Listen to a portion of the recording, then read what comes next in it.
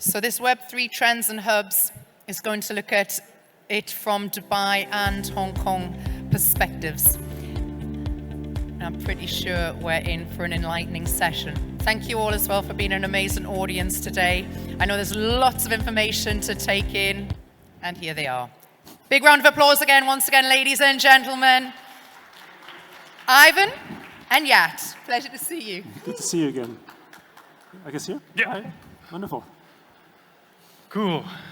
Yeah, it's very hard to bring people after lunch, but hopefully, they will listen to us and come in. Anyway, yeah, it's very nice to see you here in Dubai. It's a pleasure to be here. We are basically both Hong Kong persons, so I'm also based in Hong Kong.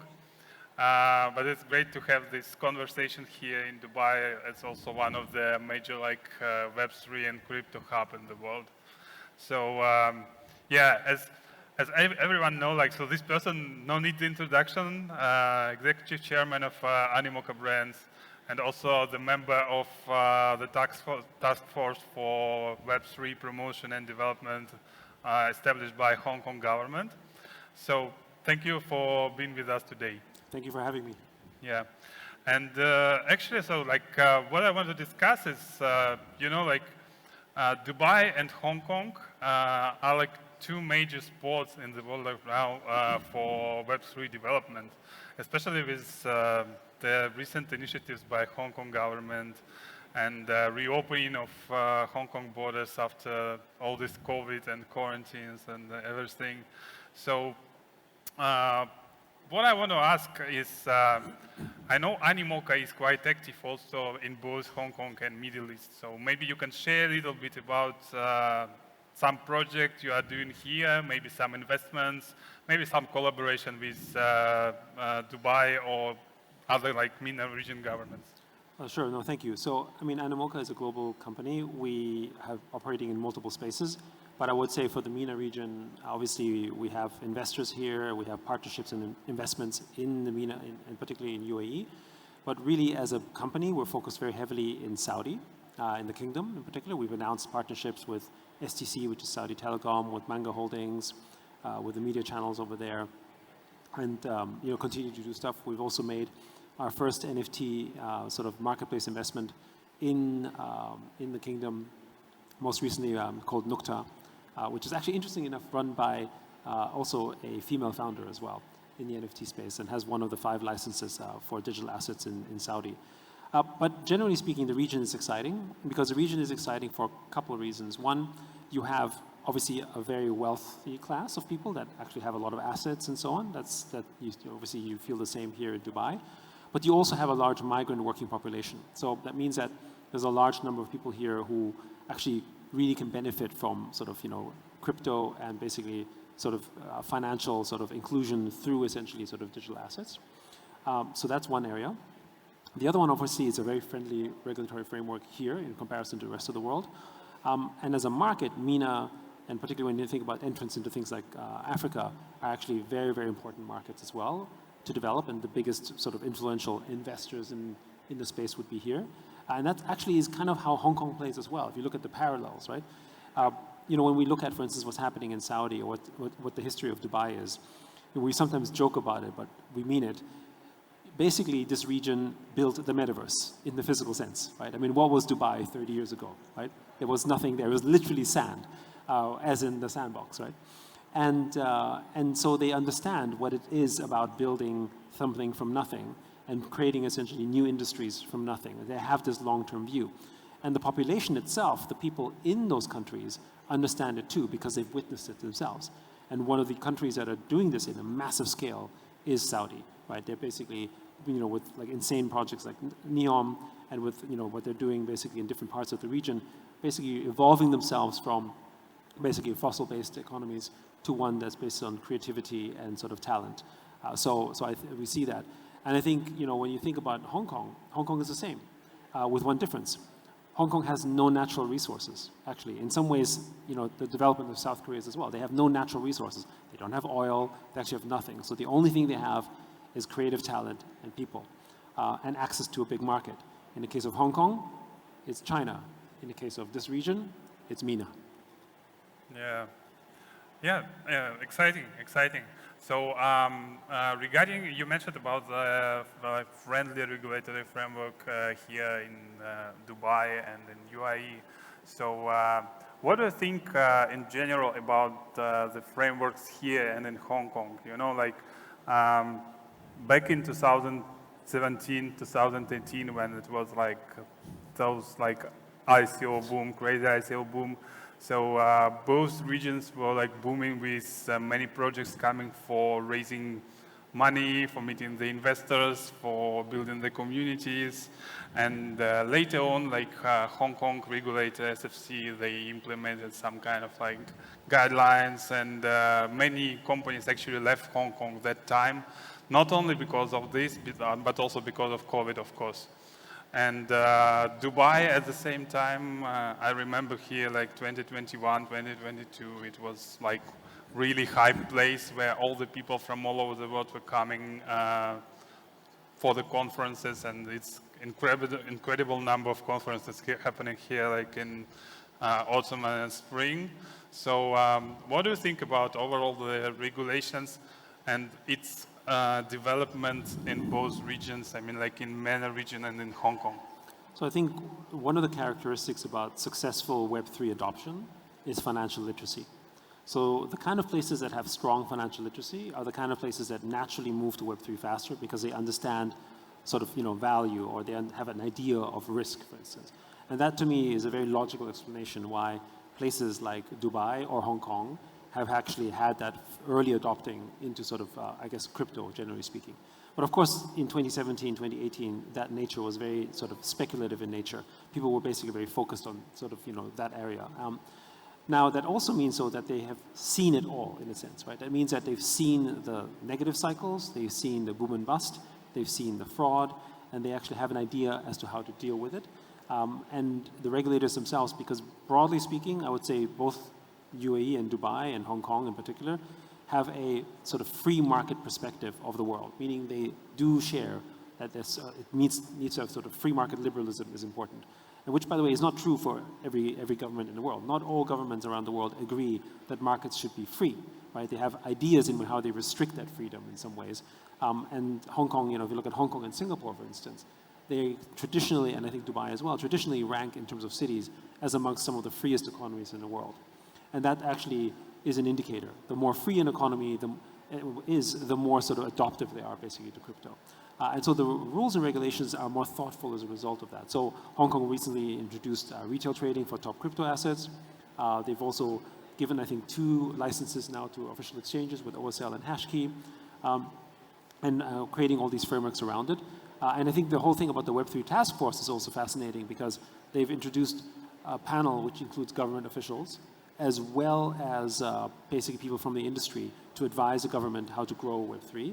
And I think in some ways, if you look at VARA, they constantly sort of engage industry people as well. And that's one of the reasons why I think both Hong Kong and Dubai are forward, because they are working with the industry as opposed to working, I guess, against it. Yes. And what do you think about like the evolution of the space in both cities? In the coming maybe couple of years, because recently also VARA in Dubai introduced kind of new strict regulations in terms of marketing and promotion of cryptocurrencies and digital assets, which is making kind of difficult for small startups to align with this. And in Hong Kong, at the same time, so the government is announcing that it intended to make Hong Kong Web3 hub and crypto hub.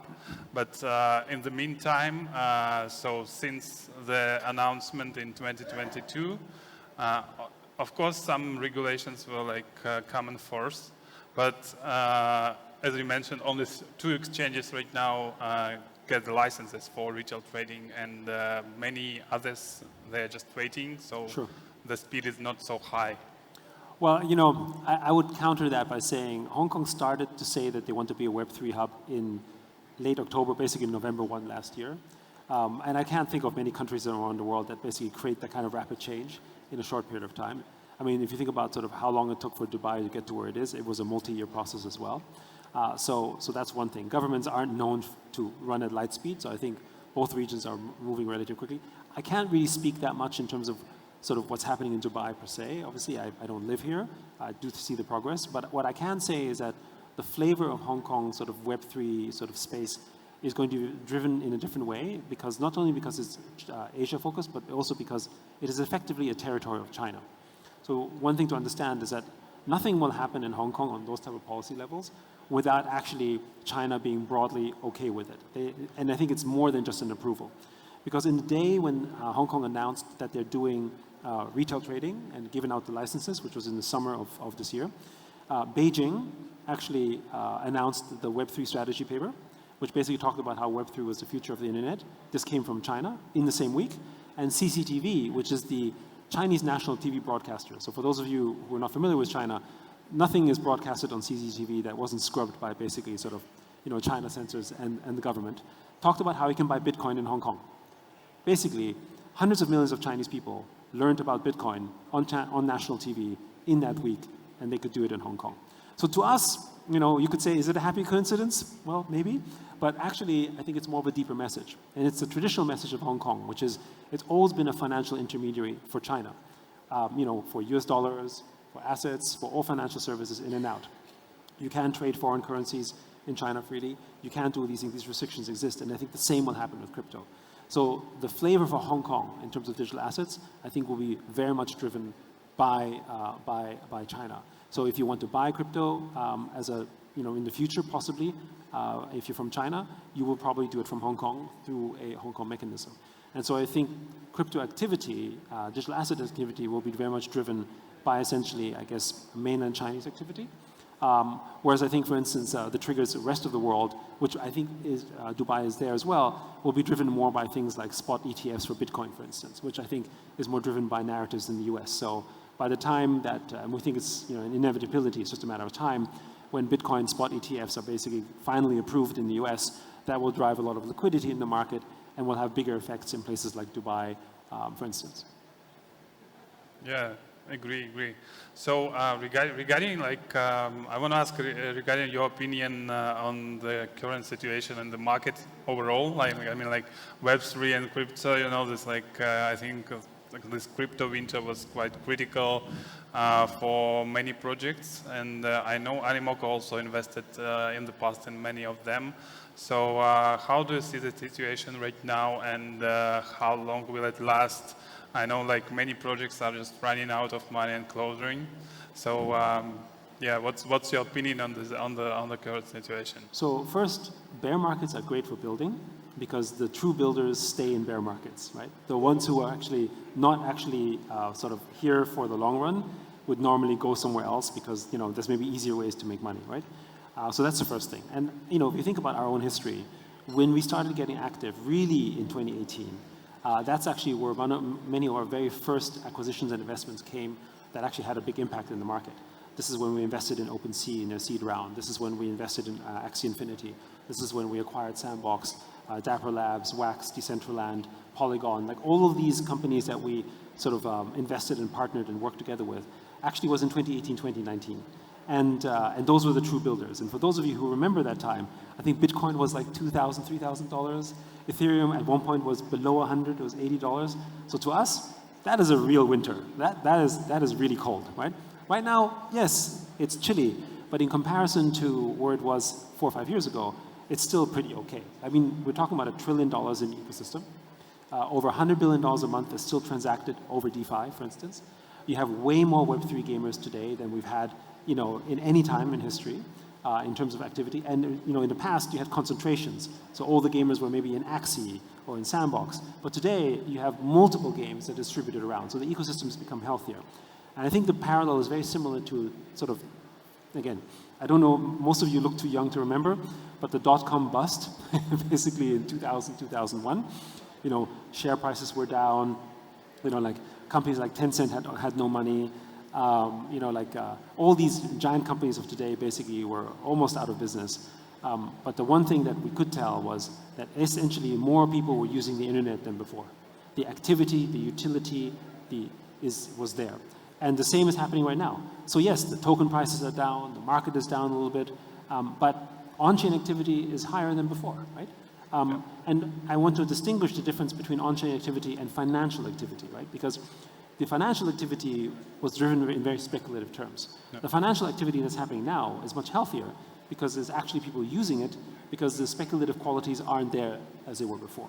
And because in blockchain, capitalism is embedded in the system, it's very natural for capital to form very quickly. So what you're seeing is an acceleration of boom and bust cycles that you see in normal economies just over longer periods of time.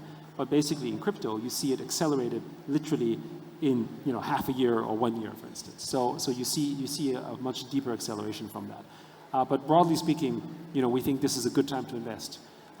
It's a good time to not just because of valuations, but because you can identify better sort of noise to signal ratio as a result. So this year we've done over 35 investments already, which maybe not as much as we did in previous years so far by this time period, but in a bear market is very, very active comparatively. We are still amongst the most active investors, and we continue to invest basically in the ecosystem because Web3 is broadly a better space for everyone. Yeah, agree. So it's like a good time right now to identify true builders and the projects that have like sustainable business model to make money. Cool. And another question is, like everybody right now is talking about Web3, like internet, like third generation of internet. And but what do you think, like really, will we come soon to this like Web3, or it kind of will be like smooth transition, or this will be like Web 2.5, as many people say, because I don't think like the government authorities or corporate giants like AWS example, they will allow like the full decentralization of the internet. So what's your opinion on this? So first, I think that very much similar to the early internet, the adoption of what the killer applications will be are still to be discovered. But I do think that gaming and education are two of the main areas that will develop in a quick way. And the reason why we think gaming is so important is because most of the people who are playing games already are digitally sort of native. They believe that they should own their digital assets, even if they don't actually sort of own them. Ask our children whether they own their Roblox or their Fortnite skins, and they will say, of course I do, even though they don't. So they already are in that space. I see the development of Web3 and I guess what we call the open metaverse as sort of training for the last 3 decades. Right? So from the early days of CompuServe to the early days of the internet to basically sort of our online experiences, and the fact that we spend probably most of our time online today and have become digital dependents, to me that basically says that the next step on that is that we have to own that time, we have to own that space. And that to me is why Web3 is so important. Now, in terms of the mass adoption to your question, I think it will come from either a combination of social network, education platform, or gaming. And I think it's going to be a mixture of all three. Gaming is also interesting because gaming is the one virtual construct that impacts the physical world. Meaning it's a digital experience that actually impacted the physical world. If it wasn't for gaming, we wouldn't have Xbox, we wouldn't have PlayStation, we wouldn't have NVIDIA, there would be no AMD, we wouldn't have fast graphic cards, there would be no GPUs that are doing all the Bitcoin mining, because actually gaming was the reason why people needed fast graphic cards. It wasn't Bitcoin for mining, for instance, right? The gaming industry actually caused that. So it's logical to us that the gaming industry will also create that mass adoption in this area. We ourselves invested in over 140 gaming companies. Hopefully at least one of them will do well, but anyway, we know many of them will do well. And it takes 2 to 3 years to make a good game. So you can't expect basically these games to just, we make investment, next month it comes out. And so many of these games are coming out in the next 12 to 18 months. And those games are going to be the ones that drive mass adoption because people are going to enjoy the game for the culture of the game, for the fun of the game, and then they'll end up basically sort of enter the Web3 space. Right now, many of the Web3 games are still in what I describe as the Angry Birds of mobile equivalent. Right? You can look at Angry Birds and say, that is the way that mobile gaming will be forever. Today, you have games like Call of Duty and great experiences on it. But in the early days, it was Angry Birds and Mafia Wars, right? Really simple type of games. And many people dismissed mobile games and said, I don't care about mobile games. It's kind of, simple, it's casual. And now everyone's playing mobile games. So I think it's the same paradigm. We're in that phase. So give it about 12 to 18 months. I think we're going to see large numbers of adoption through gaming. Sounds great. Sounds great. And yeah, I think we are just running out of time. So maybe the last question that everybody is interested here. So when do you see like the next bull market? Well, not financial advice. But generally speaking, there's a micro and a macro, right? So I think macro for the industry, I do think that Bitcoin spot ETF will be the big trigger. The estimate is that once like there's a lot of people that when you think about just, let's call it people not in Web3, but want to exposure, through the actions of the SEC and other type of media and SPF and all the catastrophes that happened in the last 12 to 18 months, the reputation of the largest players, particularly the exchanges, has, I think in some cases, unfairly been sort of smeared. As a result, regular investors are scared to invest in the space. Even though they might agree that having a exposure to digital assets is important, they actually don't know who to trust. And it's gotten so bad that they don't even trust someone like a sort of Coinbase, right? They don't even know, because how do they know? If the SEC is going after them, then are they good guys or not good guys? We don't really know, right? And so this is actually, I think, where the role of Bitcoin spot ETF will make a big difference, because that is run by the Prudentials and the Fidelities and the BlackRocks of the world. These are names that you know and you can trust, and everyone will go into that. So we do believe that billions of dollars will enter that space, and when billions of dollars enters basically that space, still of the $1 trillion, Bitcoin and Ethereum are effectively the reserve currencies of this open metaverse of Web3. And what will happen then is that essentially it will rise in value, which will then basically create support for the ecosystem and create that foundation. So that's on the macro. But then also, you have to look at the micro, which is that there's a lot of building activity. Smart contract deployment is at its highest point ever in terms of deployment. People building in a space, user activity is high as well. So, which means that we think there's going to be this kind of confluence that will take place. A mixture of macro in terms of the financial aspect, but also people building and launching these products, like the gaming projects, that are basically going to accelerate. And you see these developments. I mean, even small things like, like for those of you who have looked at Friendtech is up and down, as crazy as it is, right? But what's fascinating about it, to me, Friendtech is a little bit like a microcosm of, back in the early days of social media when we had Friendster and MySpace, right? It's kind of the same thing. It's not perfect, it's got many issues, but you can kind of glimpse a little bit what the future of Web3 social media might look like. And that adoption curve was very quick, for instance. So we see these evolutions. So I think we're still at that phase, but they happen faster and faster. So I think, I don't know exactly when, but I do believe that it's going to be sooner than we think. Maybe not, hopefully, end of this year, but I think by Q1, Q2 next year, we will have our Bitcoin spot ETFs in the US. Yeah, everybody's actually waiting for this. And I truly believe that the real builders will survive during this time. And we will see many exciting projects next year and next couple of years. Yeah, thank you, Yat. Very interesting conversation. It's great to have the opinion from the first hands and from one of the most influential person in the market. Yeah. Thank you. So much. Yeah, thank you.